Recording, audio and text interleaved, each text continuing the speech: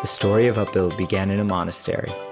On our quest to understand ourselves more deeply, we recognize that it is our attachment to our egos, our identities, that gets in the way of being our true selves. This podcast will help you understand your ego. It will help you better understand your inner world, the motivations, insecurities, and emotions that affect your every action and relationship. Welcome to Upbuilding the Self. Hi everyone, this is Michael. Before we get into the episode, we wanted to share with you about 3 upcoming Upbuild programs that are now open for registration. First, our 1-day Coaching Skills for Work and Life workshop. Second, our 6-month Coaching Training Certification program. And third, our Immersive Enneagram Training program. Please see our website, upbuild.com, for more details and to register. And now, on to the episode. Hello, everyone, and welcome back to Upbuilding the Self. I am Michael Sloyer, and I'm here with Vipin and Hari Prasad. And it is hard to believe, guys, that we are this many years into our podcast, and we have not recorded an episode yet on the topic that we're going to be talking about today, and that is the topic of feedback. And I know you both have a lot of inspiration, a lot of experience, a lot of wisdom on this topic. So really excited to dive into it with both of you. And Hari Prasad, would you get us started by sharing what's important about feedback? Thank you so much, Michael. Yeah, I was also really struck by that. I thought we must have done an episode on feedback. And then, this has been, I think, brewing for a long time, but since many years before we even launched this podcast. It's something so critical and dear. So why is feedback so critical? Because it is the only way that we can grow. There's no other way. Without feedback, we won't know what we're missing, and we won't have any kind of roadmap. Even our goals change, our trajectory, our destination changes according to feedback, positively and negatively. And of course, for growth, that's what we're really interested in, which is the positive trajectory. And when people give feedback, it strikes me that they're not often thinking about what you just said, which is that this is meant for growth. So what are they mostly thinking about instead? Getting stuff off their chest, being obliged to say something that's supposed to be useful or that's supposed to be doing their job, trying to create smoother relationships, which sometimes is very needed and good. And other times it's just like, I don't want to have to deal with this. So you're going to get feedback. I wanted to add something here about what's important about feedback. I really appreciate what Hari Prasad, you said about it being essential for feedback, being essential for growth and learning and bringing awareness to our blind spots, course correcting. It's also really important for connection between people. When we give or receive feedback, each time, that's an opportunity for 2 people to feel each other's care, to feel the trust, the intent. And we say this often about conversations where people are navigating conflict, that actually, when you are able to navigate conflict well, rather than eroding trust in the relationship, it enhances trust. Having a difficult conversation can enhance trust. Similarly, not that feedback needs to be difficult, but feedback is an opportunity to build trust, to build care, and build connection. And that, I think, is something that is really even more not thought about that way when we think about feedback. Yeah, this is where we go from just growth for myself to growth in my relationships, which ultimately are all a function of how much I'm growing, because my relationships will mirror my own growth. One of the things I'm hoping for in this conversation is that my own relationship and our listeners' relationship to feedback will shift, hopefully massively. I'm already starting to see how that might be possible because we have a certain connotation or a certain feeling when we even hear the word feedback. And already just a couple of minutes, we're talking about how it's meant for growth. It's meant for connection. It's meant to build trust. And that's a huge shift from where most of us are when we think about the word feedback. When you're saying this, it reminds me of the podcast episode we recorded on accountability. And we talked about how do we want shifting one's relationship with that word or one's association. And I think, yeah, absolutely. It's been very similar here.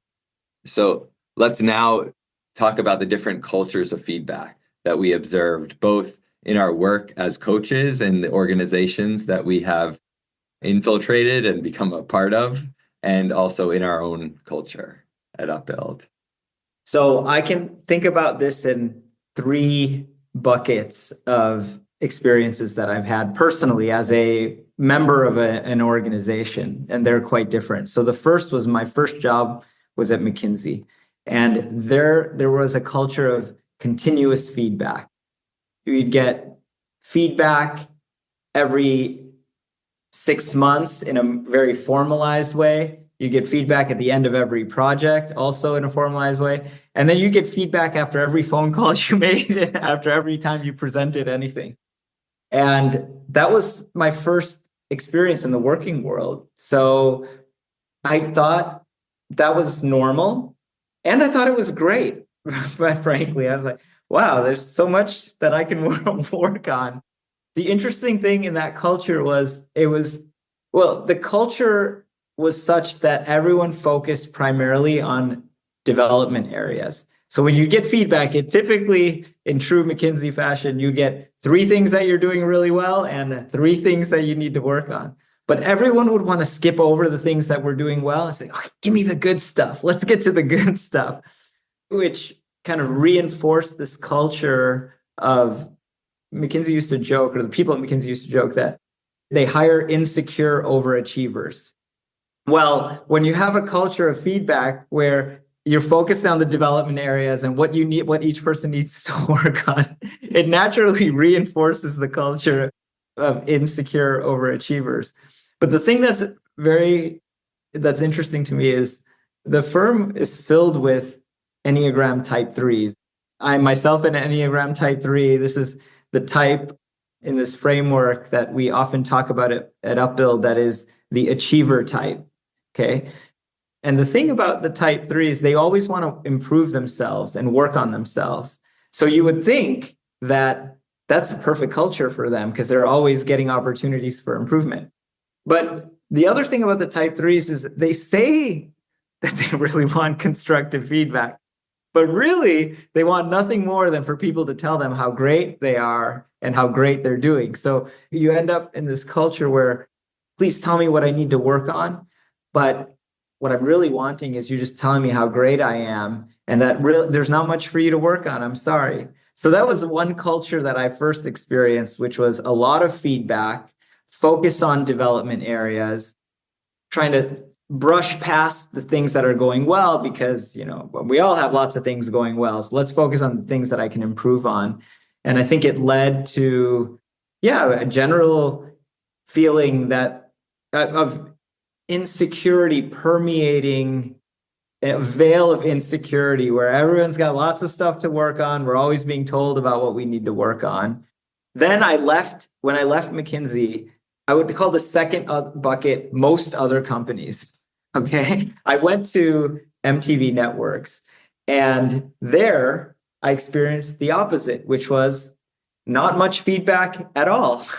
In fact, no feedback. And after being at McKinsey, I felt completely in the dark when I was there because I'm like, how am I doing? No one's telling me. I almost felt insecure. I needed people to tell me how I'm doing because I wasn't in touch with that myself. I had been habituated to people after every phone call letting me know what was good about that and what needed improvement. So I think in most organizations, you end up with a culture of minimal feedback, except if you're failing. So when you're failing, there's lots of feedback when it's time to give you a pip and send you on your way. But until then, so many times I'm working in a coaching relationship and the person is speaking about someone that they're having a lot of challenges with, and they're thinking about putting them on a PIP, on a performance improvement plan. And if I ask the question, will this person be surprised about the feedback and the PIP? Often it is that they would be surprised, because the culture of feedback doesn't really exist until things have gone so far, because you just hope beyond hope things will get better, maybe they'll figure it out, and then all of a sudden it's like, this is not working anymore. And I think that happens, in my experience, in every other organization I was part of, as well as most of the organizations that we experience through coaching. And then the experience at Upbuild that I think has, for me anyway, profoundly influenced my perspective on feedback is that what I've experienced at Upbuild with respect to feedback is mostly focused on encouraging what we're doing well, versus almost the opposite of what I experienced at McKinsey, which is let's focus on what you need to work on. This, I feel like it's almost like delivering oxygen to fuel the fire, what is working. And I get that encouragement. I feel highly motivated to do more and strive higher, develop my consciousness, all of that. And, the thing is, I remember we had a conversation where I had said that we don't receive a lot of constructive feedback. And upon reflection, I realized we actually share a lot of constructive feedback with each other, but it always feels encouraging because I think we feel each other's care and deeply trust in the giver's intent. And so much so that I had actually perceived that we don't give each other much constructive feedback, but I also realized that that's not true. And the last thing I would say on this is, I think it's also true that when there's so much encouragement, we also become more sensitive to the feedback that's inherent when something does not receive encouragement. So this is to say that we're receiving feedback all the time. Even in any interaction, there's feedback available. And what I've experienced at Upbuild is, with the emphasis, the focus and the emphasis on all that encouragement, I'm also highly sensitive to where encouragement is not being given. And that's a form of feedback that also helps me bring more awareness to things without needing to be constructive about every single thing that is happening. One of the things that struck me about what you said about the culture of feedback at McKinsey is that they do offer 3 things that are going well, and then 3 things that are more constructive feedback. So there's sort of an attempt to be encouraging and then also to give you what you need to hear. But I think what I understood you to be saying, and what I also understood from my own experience in the corporate world working at an investment bank, is that both the giver and the receiver are not putting their focus, their energy, their interest in that first section. It all goes to that second section. And so even though it might be 3 and 3 quantitatively in energy, it's very different. And therefore, that's what the culture actually is. That's right. So there's an obligatory kind of balance that's there. But then where's the attention? And all of the attention is on the latter part. And it's done in a way that actually almost has a positive association with it. It's like, hey, we all want to work on we want to focus on where we can improve. And so it doesn't have the aura of negativity around it, but it does something. When we give 360 feedback to a coaching client, our clients are also so conditioned to, let's kind of speed through the things that are going well so we can get to the challenges, because that's where the real work is. And we actually slow them way down, because the encouragement is actually what gives you fuel to work on those challenges.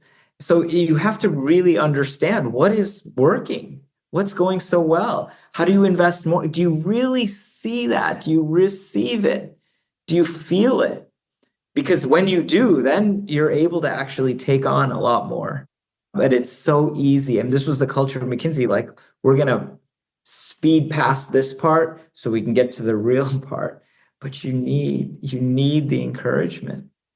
Vipin, when we were speaking about this the other day, you also said something important about the obligatory other side of feedback, when you have to give some pointers that are constructive and what the effect of that is. So maybe you can share something more, because I think that's really important as well. This is great. So yeah, I was talking the obligatory balance, I said, but there's also sort of, I felt, at least I was there a long time ago, so I don't know how it has evolved over time, but there was this obligatory, I need to come up with at least 2 or 3 things that of course, everyone has to work on themselves, and I need to come up with 2 or 3 things that this person can do better. But then sometimes when that happens, you end up reaching for things because you feel like in order to be a good giver of feedback, I always have to be able to see where the next opportunities to improve. And so you end up also always feeling like I'm not good enough. I'm not quite there. And sometimes those things are, you can always sort of modulate like, hey, this is a small thing, but I think this is something you should be aware of. Obviously that can happen, but often that's missed in the process. And so I'm giving you the obligatory things that you need to work on, but how do I understand the importance and the scale of those things? I would say one more thing from our conversation, which struck me, which is that on both sides, the obligatory positive feedback and the obligatory constructive feedback, the obligatory nature gets in the way of trust. Because now you don't know, does this person really mean it? Or is this person just checking boxes? Are they trying to make themselves look good? Are they trying to, like, in the best case scenario, do their duty, do their job, but it's not real? Or how deep does this go? How much do they care? What is the actual quality of any of this? And it gets so lost. And then it can even create distrust that applies to other feedback sources, which may not warrant that distrust, because we become so habituated, so conditioned that it's like, oh yeah, okay, well, this is how feedback is. And that's what's become of our culture.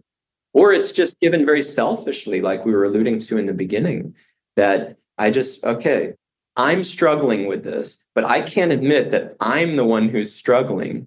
Or even if I know something wrong is being done on the other side, and I am genuinely, objectively in the right, which is often not the case, but even, let's say for argument's sake, even when I'm completely right and the other person is completely wrong, and I just know it, and so I give feedback, people can perceive the self-righteousness, the self-absorption, the selfishness, and it doesn't help. So this is an excellent transition, as we always talk about at Upbuild, the impact of the ego. And so let's really unpack it here of how the ego shows up. First, from the giver side, what does the giver need to be on the lookout for? I think this goes back to the podcast we just recorded on blame. And this will do another one on a system of feedback that we offer called the humane feedback system. And this is a really critical piece of that system, which is how blame enters into feedback and how it actually contaminates the feedback. So when somebody comes out of a feedback session or an interaction, which every interaction, as Vipin was mentioning, is giving some kind of feedback. We should be aware of that. We're giving feedback and we're receiving feedback all the time. We're not conscious of it. That's a problem. We have to be conscious of what feedback is coming my way and what feedback am I putting out all the time. So when there's blame that's part of the equation, people don't want to hear it. It just makes me feel guilty, ashamed, unworthy, and like, okay, now I want to find the real blameworthy person so I can transfer it outward, either right back to that same person or to this person who made me like this, to the person who prevented me from showing up well, or to my parents or something, tracing it all the way back. There's so many ways in which we blame, and we do all of these things, mostly unconsciously. We're not even aware. But the ego is at work when blame enters the equation without being examined, without taking responsibility and trying to look for what is the truth, what is the objective reality as far as possible, seeing what I'm not seeing, stepping outside of myself, and wanting to be pure, wanting to be an uncontaminated feedback giver and also feedback receiver, wanting to receive what is true and what is meant for my growth and what will help me, whether the person intends it or not that way. Of course, we need encouragement and inspiration for the best growth, but many times it doesn't come that way. And there's a bigger force at play that's trying to communicate something to us through the hardship. And sometimes that's needed. So we can be grateful for whatever comes, even when people are acting out of ego, giving us feedback. This is not about like, oh, the gift, see the gift that you're being given. Yes, that's also true. And yes, we want to see that. But that's not my point here. My point is that we should want to see the bigger picture at all times. That means stepping outside of our ego, whether we're giving feedback or receiving feedback. And that's really where the gift of feedback is. It's not just in saying, oh, I'm being given a gift, or I should look at it like that, or trying to like condition myself. Feedback is a gift. Feedback is a gift. Feedback is a gift. It's a gift if it is seen purely on both sides, ideally, at least on one side. I've worked with a therapist in the past who shared something which is pretty simple, but it stuck in my head in a profound way, which is that we never have 0% blame for anything. We might have 1% or we might have 99%. And obviously those situations would be handled very differently. But as you're talking about how blame is such a pervasive part of the feedback process, it can be helpful to come into this whole process with a mindset of looking first for, well, what responsibility do I have in this? How may I have contributed? So much, I find in so many coaching sessions when working with managers, there's a frustration of somebody not living up to their expectations. And then there's the question of, well, did you communicate the expectations to? And almost always, either initially, like right away, the person's like, oh, wait, no, I didn't do that. Or with a little bit of digging, it becomes very clear that, I may have said something about it, or it may have just been implicit, but we never actually aligned on what the expectations are. So no wonder they're not meeting the expectations. And it can just create a big shift in how I'm relating to the other person and where I'm coming from in the feedback. Yeah, the percentage of responsibility on one side or the other is dependent on the purity of consciousness. In other words, the sincerity of intent and the ability to be in touch with that. And that's actually what we're here for. That's what we're here for at Upbuild and what we're here for on the subject of feedback. That when there's a completely sincere intent as a receiver and as a giver, then amazing things happen. And when there's not, we should watch out because it's painful and it sets us up for more painful situations and restriction of our own potential. We don't grow. We stop others from growing. We don't help them fulfill their potential. And it's a travesty. It's so sad. It's so sad when there is all this opportunity, genuinely, if we just are sincere and in touch with our sincerity and able to try to take our own baggage out of the equation, or at least own it as much as possible. You know what? I'm carrying this baggage. And already you feel so much purity when somebody can admit that to themselves. What to speak of, say it. And it doesn't always have to be spoken like that. It depends on the situation. Sometimes it's important to speak that. Sometimes it's better not to. But we always have to do our homework. So what else should the giver be looking out for in terms of their ego? The ego is always present. So we have to be so sensitive to where is it that I'm coming from. And there's so many, Hari Prasad was just talking about blame. There's, yes, this point, Michael, about feeling inflated, feeling pride that I see what this other person does not see, and I'm going to give them the truth, and I have it. I think there can be ego around, I'm going to make this person better. I have the keys to their blind spots. So many things that what do we come truly as a servant when we're giving feedback? If we come as a servant, that my only job here is to serve this other person, to going back to the words of Krishna in the Bhagavad Gita, am I sharing these words with them in a way that is truthful, beneficial, and pleasing? Am I really coming from a place of trying to benefit this other person? And that can include delivering messages that are hard, but they feel where I'm coming from. And am I truly coming from that place? Otherwise, there's always ego's always, it's always leaking in. It's always spilling into it. That's what I wanted to say. To me, it comes down to, are you the well-wisher of the other? And even if you're entering into the conversation because something is bothering you and you're trying to free yourself from that botheration, that is not a bad thing, by the way. That is a very important thing. But in what mood are you taking that? Are you saying, therefore, like, I'm going to give it to you so that you free me from this thing, you? Or are you coming in like, I care about this person and I don't think they would want to have this effect on me. And if they do, well, that's a whole other conversation. That may not be a feedback thing. That may be, I need to go a different direction. I may not be suited for this relationship if they're intending to have a very negative effect on me. So that we should also be clear on. It's not that all situations can be magically ameliorated if only we had the feedback. No way. That's an idyllic utopian world that doesn't exist. So much of this is about really being conscious of reality. And part of seeking the truth is what is going to be helpful and what is best, pick your battles. What is best to actually bring to the table? What is not? What relationships will help? Where is it that I need to actually put somebody on a performance improvement plan or disengage from a relationship, but very respectfully, always as the well-wisher, always as the servant, not me, and look, I'm better than this person, and no, this person is just toxic.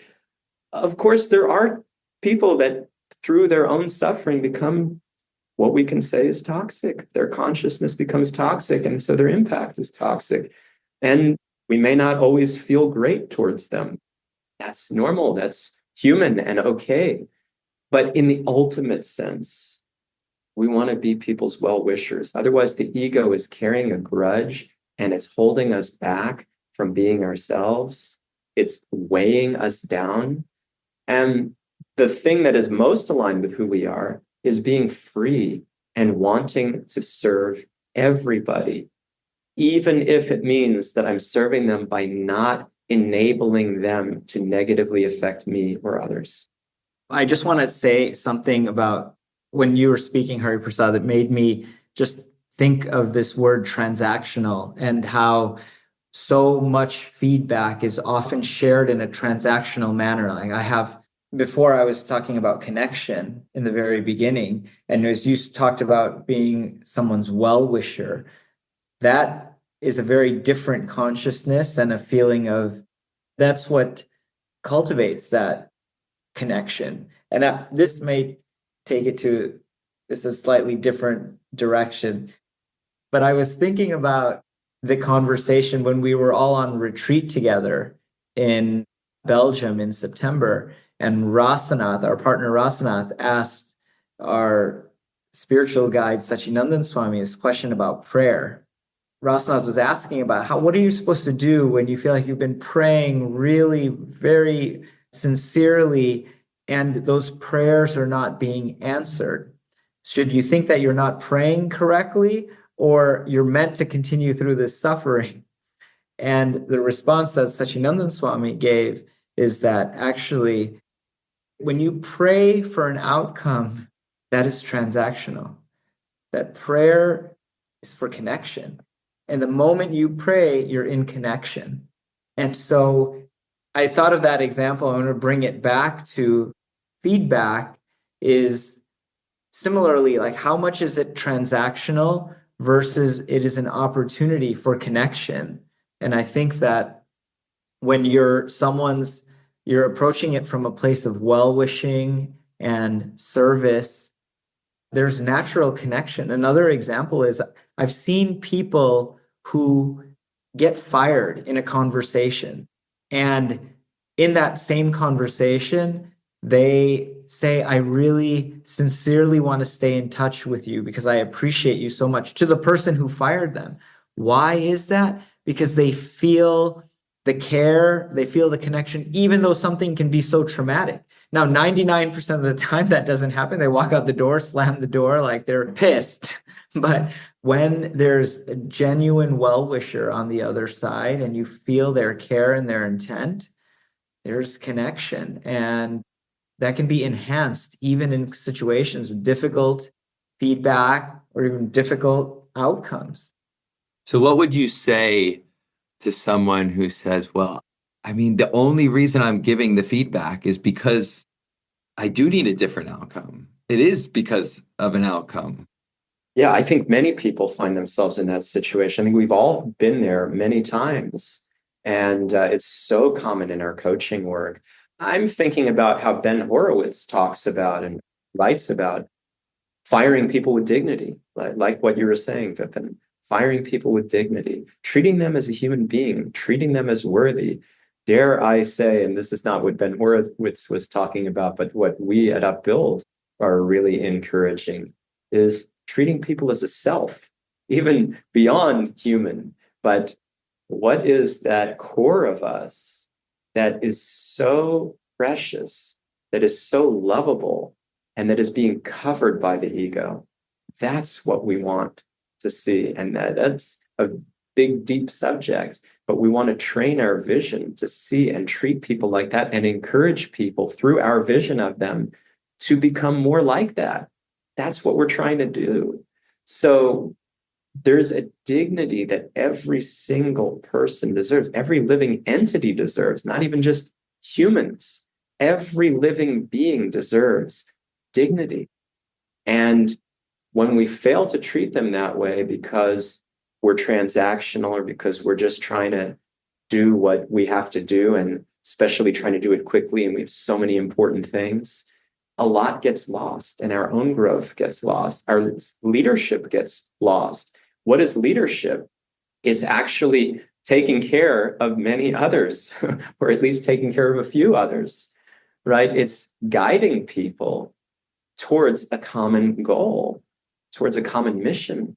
And when we lose that, we can't call ourselves leaders anymore. We have to say, yeah, we're in charge and people report into us. We manage, but that's not leadership.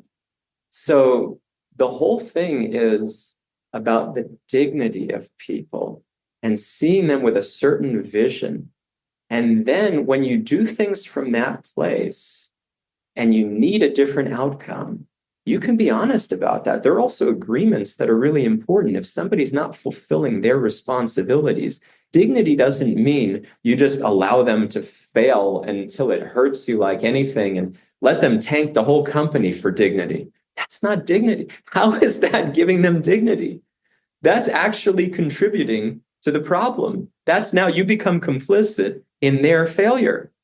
So we don't have to be like touchy-feely here. And difficult conversations are not what we're trying to shy away from. Vipin had alluded to this before, but we don't shy from difficult conversations. We don't try to be really indirect. It's just the place we're coming from. The consciousness is everything. And it's so simple, but people find it so difficult. And to even want this is difficult for most of us. Well, why should I want to be so conscious? Why should I want? The life is demanding enough, and I have other priorities. Because your own self is at stake, your own potential is at stake, and all of your relationships, and all of the thriving that is possible around you, whether in the workplace or at home or in your personal relationships, all of that is at stake. Michael, I just wanted to add something to your question about what if I really just want an outcome? Every time we give feedback, we want an outcome. That's universal. Even if I'm investing in your growth because I really want to serve you, I want something to change for you, for your benefit. Feedback is never disassociated from some vision of an outcome. The thing is, how are you going to get that outcome? If you think about when you've been really motivated, truly motivated to act on feedback, it may come from a fear that I'm going to get fired. And so someone delivers me very transactional feedback and I go to work to try to address it. But at least in my own experience, that motivation, it exclusively comes when I feel seen, I feel encouraged, I feel cared for, I feel trusted. Then I'm like, I'm going to go to the end of the earth to address this thing that this person is sharing with me. And again, connection is the foundation for that. If I feel that connection, then there'll be a different outcome. So these things it's not mutually exclusive. Like, okay, am I going to approach this from a place of connection or am I going to approach this from a place of outcome? Actually, there's always an outcome that you're envisioning. And without connection, you're less likely to get that outcome. And the ego says, I'm the controller. I'm going to get this outcome. But truly, we are not the controller. We don't decide this outcome is happening. We can decide I'm determined to get to that outcome. But ultimately, even our determination has plenty of limits. And there are forces outside of ourselves that determine whether that determination works or not. So we have to be humble. We have to be humble and we have to see reality. As my guru's guru, Sachinandana Swami is my guru. His guru, Srila Prabhupada, would say, humility just means reality. Problem is we're so disconnected from reality. And then we want to put ourselves in this position of, see, I see things that you don't see. Let me give you the feedback. One of the things I'm taking away from what you both shared is in the question of, well, what if we just want an outcome, is an implicit saying, well, what if I actually don't really care about the other person and all I want is the outcome? So what we're saying, or what you both are saying, is that's all wrong. You have to do the work to build the care. Think about what you're saying. Think about this. So assuming that you would never say this to someone, but if they felt it, hey, Michael, I don't care about you at all, but I'm going to tell you something that I want you to do. Now, the only way you would act on that is if you feel a fear of what the consequence would be if you don't. But the thing is, that's exactly right. It's like, I just want the outcome. I don't want to invest in the person. Then why would they want to invest in your feedback? How does it work? And it's much more subtle than all of this, right? It's like, I do care about the other person. We're just moving fast and they know that already. But actually, we haven't really done that work. And actually, in what we're talking about, there's not a care. There's not a well-wishing. There's not, I'm coming as a servant. And that's hopefully what we're provoking people to really take from this part of the conversation. There's also this misconception about efficiency. And you just alluded to this, where it's like, I was just moving fast. Like, do I really need the time to build a connection each time? And this is certainly the efficient in the short run, completely inefficient in the long run. The number of engagements where we get involved to help bring more alignment with people, to help to mediate relationships that have been frayed or even completely eroded. It doesn't mean investing in the relationship doesn't mean, I got to spend hours doing this.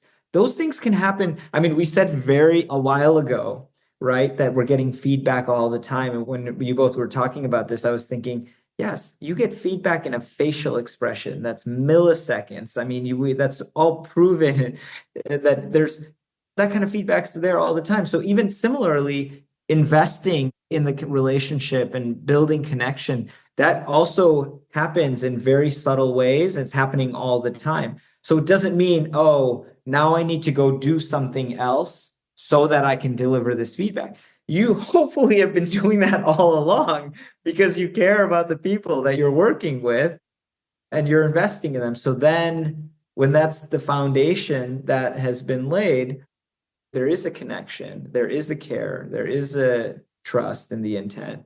And it's far more efficient in the long run because you're not having these mind share taken up by all of these insecurities that get brewed by this kind of transactional feedback and relationship.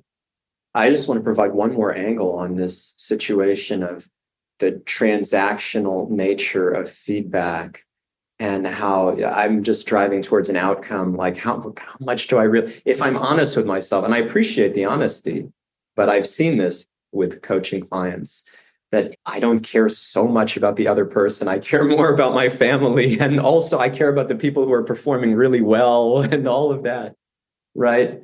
Even the people that are performing really well, how much do I care? I put my family obviously in a very different place.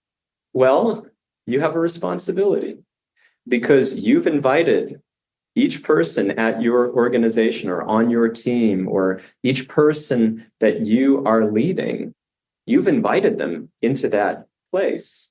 Now you have to take care of them. Again, leadership means care. It means I take care of these people. And if I don't accept that, that means I haven't accepted my own role. So now I need feedback how I can do better because I am not fulfilling my responsibility. And even if you want to boil it all down to numbers and let's say really crudely money, it's just about money.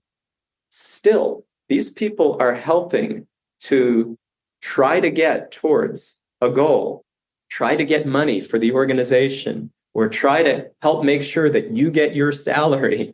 That's what's happening. So you owe them. You actually owe these people. And when they're not doing a good job of helping you in that way, you still owe them for being in that position where they're supposed to do that. And it's your responsibility to help them get to where they need to be and to be grateful for their trying. And if they're not trying and they don't want to, then they don't belong there because then you're totally misaligned and it's not good for them. It's not good for you. It's not good for the broader mission. So they don't belong there, period. This isn't about, I don't care about you, leave, like get out of here. This is about, this is not working because we're not aligned. That doesn't mean I don't care about you. Yes, I may care about other people more. That's human. Okay, maybe I'm frustrated about that. Maybe I have some sense of blame here. We're not saying that cannot be the case. That's totally unfounded. We're just saying what is really important here. And do I want to carry that blame all around? Is that really going to help me? So to summarize this part of the conversation where we're talking about the giver's ego, there's coming in with blame. There's coming in with, I can see the truth and I can see it better than you. There's something to look out for around, well, I'm just seeing it from my perspective and I want a specific outcome without the care on the other side. And then I've also seen it, and this is not something that we've mentioned yet, but the ego causes us not to give feedback at all because I just become avoidant and I don't want to rock the boat and I don't want anything to change. And I want to keep getting things from the person. And I'm scared that that is going to get in the way of that. So it's actually the transactionality which prevents me from giving any feedback. 100%. In the beginning of the Humane Feedback System article, I share about how we hold so much feedback in and it actually disturbs us. And we just end up trying to suppress that disturbance, which is terrible for you and terrible for the other person that could stand to gain and for the relationship or relationships that are affected by all of that suppressed energy. It's really not good. Thank you for bringing that out because that's crucial to understand. When we hold back our feedback by bottling it up, That is not pick your battles. That is like, I'm just going to stew and hope that it goes away and pretend. That's a totally different thing. Now, there may be situations where the person is not ready to hear what you have to give. And leadership and relationships mean we have to be able to gauge and we have to really serve the person. I mean, I know my guru, who's one of the primary feedback givers, if not the primary feedback giver in my life. It's the primary guide. So that we'll talk more about guidance in this slide. But he's giving me feedback all the time. And I find that there are so many things that he couldn't tell me nearly 20 years ago versus today. And that's good because he's caring for me that way.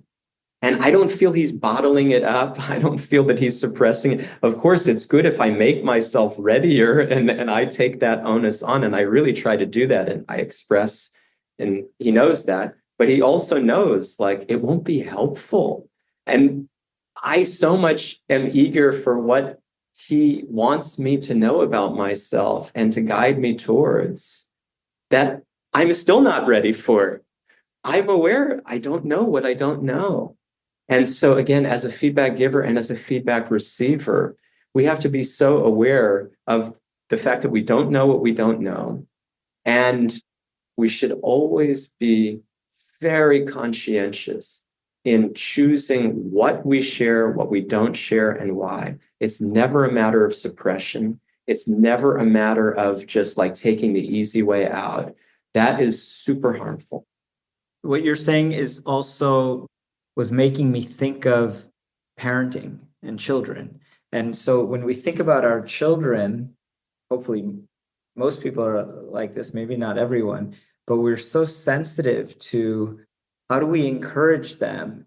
You know, at certain ages, we don't give them just everything that we're seeing. We have to be so sensitive to how we are encouraging them and sharing them, shaping them in ways, but also, yeah, because they're so impressionistic. What things that they're receiving affects their sense of self, their self-esteem, their ego, their consciousness. And when I think about the working world, the world of adults, it should be the same.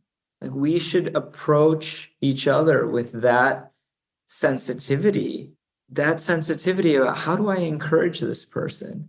We somehow think, well, oh, everyone's a grown up. They should be able to handle it.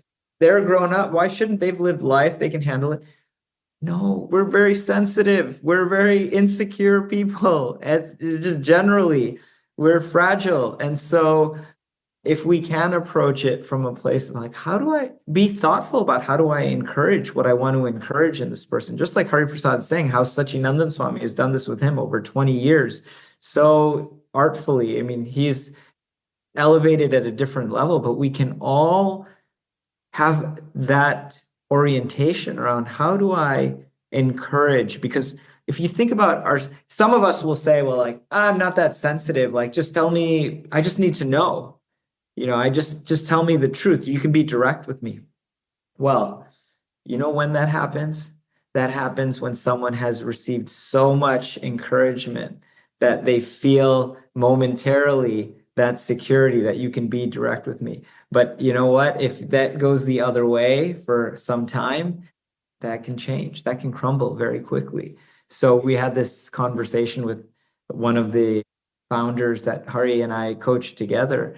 And he was sharing with us that he doesn't need a lot of positive feedback. Like he doesn't need, and he doesn't get a lot. And then we enumerated the ways that he might be receiving feedback that he's not conscious of in every board meeting, in every conversation with a direct report, and all the customer meetings, all the respect, all of this feedback that he's getting that gives him a platform of like, I don't need positive feedback. I just need people to tell me like what is not working. And that's what I do with other people. Well, we are not seeing the reality then when that happens. We're not seeing how actually we all are very sensitive and we all need a lot of encouragement. And if we don't believe that, then we're not seeing the reality. Yeah, there are two other things that that tie to that, why I say, oh no, just hit me, be direct, be direct. Of course, we want to be direct and we want to be inviting of that. But if we don't see our own fragility or insecurity, as Vipin, you're talking about, that this is important. And some other factors are, I want to have the identity of being like a tough person or a hit me person, or like I'm so straightforward. Many people have this identity because it's valued and because we have different personalities that have different ways of wanting to see ourselves, right? And another thing is we've been so brutally scarred that we don't trust anything else. And these are not mutually exclusive. And sometimes it's not that we're only scarred, but we've been scarred enough to be like, you know what? The world is rough and tumble. So like, let me be rough and tumble too. And you be that with me. I'm a survivor. So we're illuminating here the ways that the receiver's ego shows up in feedback conversations or just in thinking about my relationship to feedback. Is there anything else that you would say about the receiver's ego before we transition into the next part of the conversation? I will say one thing here, that one of the unintended consequences that I noticed around this culture of feedback and ratings, even that we had at McKinsey, is at the end of every project, we would have, the areas of sort of competence that I needed to have as an analyst. And there might be 5 or 6 areas. And then we sort of have grades. Am I a level 1, a 2, or a 3? And by the time I get to a 3, I'm ready for the next promotion, the next level. And the areas were highly aligned with what the mission of the organization was, which was to really serve clients to the best of our ability and help them transform themselves and to build a firm and a culture where people would be one of the best places for people to grow. So these things were aligned if you looked at the areas that we had to work on. But the thing that happens, and this is directly related to one's ego, is it subtly shifted what I was invested in from caring primarily about how to the impact on this client, this organization that we're working with, to caring a bit more about how am I doing? What's my rating in all of this? And I think that, you play to one's ego there. It's like, well, by nature, it's very easy to be more self-oriented in that situation. And so I found myself, of course, I want the client to do well, but now I want that to happen, but I also am focused or oriented around my own performance, my own grades, and my own rating. And that if you think about that happening across thousands of people, not that maybe I was the only one, but I'm sure I wasn't, if that happens across thousands of people, what's the impact of that? What's the impact on the mission of the organization? And I think about it, Upbuild, how we're so small, so in some ways, maybe there's no need for this. But even in a small organization, you can have formal reviews and formal ratings and all of these things. I never have felt this divergence or conflict between what is the mission of what we're doing and like my own, how am I doing personally? Because that division is not highlighted in that way. Like all of the narrative feedback that I receive, it's all only a function of how are we serving the mission of the organization. And so I think that's another way that it's an unintended consequence of the culture of formal ratings and feedback, and where our egos get involved in those cultures. There's a subtle shift from it being about the thing itself to how am I going to be evaluated with respect to that thing. Exactly. And you can see in small way, like, so an example, I mean, imagine I'm taking more time on prettying up something because of how I will be perceived when other people see this thing, document or whatever it is, versus is that the most important thing that I could be working on to serve this client? Right. So and that's again, it was a very small example, but you multiply that by thousands. This is what's happening in every organization. It's like, how am I going to be seen and received? And so I'm starting to shift some of my energy, my time, my efforts to looking good versus what's actually in service of why I'm here. It's happening outside every organization too. It's happening in my personal life that I'm trying to achieve good standing with people. And so I tilt myself accordingly, I orient accordingly. And what I wanted to say about the nature of the ego as a feedback receiver that is really of utmost importance is you have to want to grow. You can't do this to fit in. You can't do this to just achieve your outcome for the sake of achieving the outcome that selfishly awards you with something or awards the team. And, I don't care. It's just for the team. or we may nobly say, yes, of course I care. But it's still not about that. It has to be that I want to be the best person that I can be. I want to live the most meaningful life. And I want to go towards who I really am, the true self. That's where all the potential is. And if we don't want feedback for that, then we have not understood what we're doing. We require feedback. It's not optional. We absolutely need that. There is no getting to that goal of being our best, being the true self, who we really are, not our ego coverings. There is no way to that without feedback, going full circle to why is this so important? So I have to check in with myself. How is my ego making this about my standing in people's eyes, my money, my just material benefits that don't actually have anything to do with who I really am? And how do I orient everything and calibrate towards the real thing, the ultimate reality? That I want to be the best person that I can be. I want to be who I am, and I want to serve everybody from that place. I want all my relationships to just be a function of that consciousness. Beautiful. So we need to start wrapping up here. So what would each of you share in closing? I think that, a couple of things. One is there's a real cost to a culture that doesn't do this well.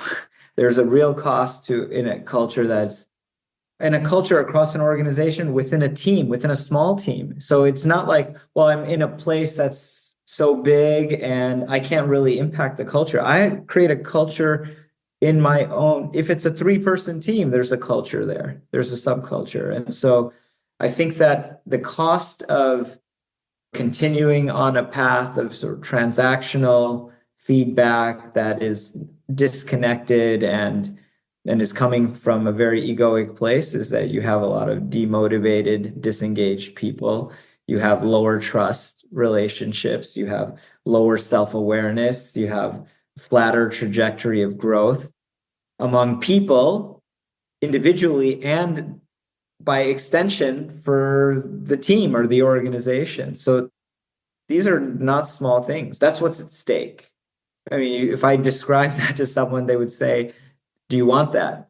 Of course not. No one wants that. But yet somehow the actions, the behaviors that you're employing are getting you there. So, and I think to me, the biggest thing that I have received and taken away from our experience working together over the last 10 years is that the spirit of encouragement is so important when you think about feedback. And we've been talking about this throughout this conversation. As Hari Prasad so beautifully put it, am I really this person's well-wisher? Am I truly trying to benefit them and trying to serve them? And am I looking for all the ways that I can really encourage them? Because when someone feels encouraged, you'll be surprised. They will address feedback that you never gave them. I see that all the time at Upbuild. We were just speaking about this before we started recording. It's like we've had conversations. Do we share enough feedback with each other? Well, maybe the proof is in the pudding. Like, what has happened over the course of the years that we've been working together? How much transformation do we see in ourselves and each other? Right? Does it require every little thing to be spoken about? Or do we work in an overall atmosphere of deep encouragement? And that's to me the fundamental. And as an individual, if you're in a large organization, you're like, I can't change the culture here. You can, everyone has the agency to change how they associate with feedback and give and receive feedback among the people that they do that with. And again, it's not just formally, informally. So we all have the agency to bring much more of a spirit of encouragement and see what happens when you do that. See what changes.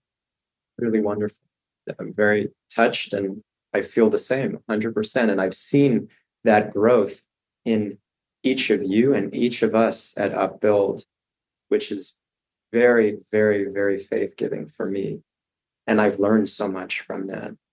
I also know I've had difficult conversations with people when I was a monk, and I even like to superiors. I've had very, very difficult conversations on multiple occasions with multiple people, very high ranks. And sometimes they would go very poorly because the person wasn't ready for what I was sharing. And I had to learn a lot from that.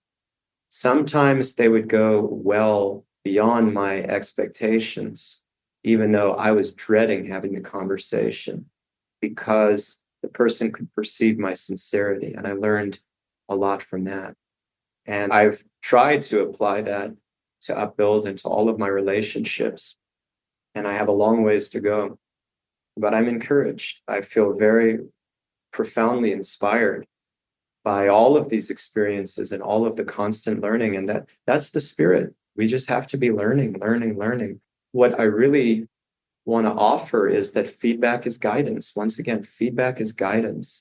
And we have to become qualified to give that guidance in the most heartfelt, caring way possible for the genuine good of the other person and myself. And to receive feedback, it has to be done in that spirit. I have to want that. I have to say, I need guidance. What will I do without it? And to be so humble and receptive, because the reality is, I am not going to get anywhere if I don't get that guidance, but I have to get it from the right sources. And sometimes I'm being barraged with feedback from sources that don't have my best interests in mind. And I have to just tolerate and wade through that. It's part of life.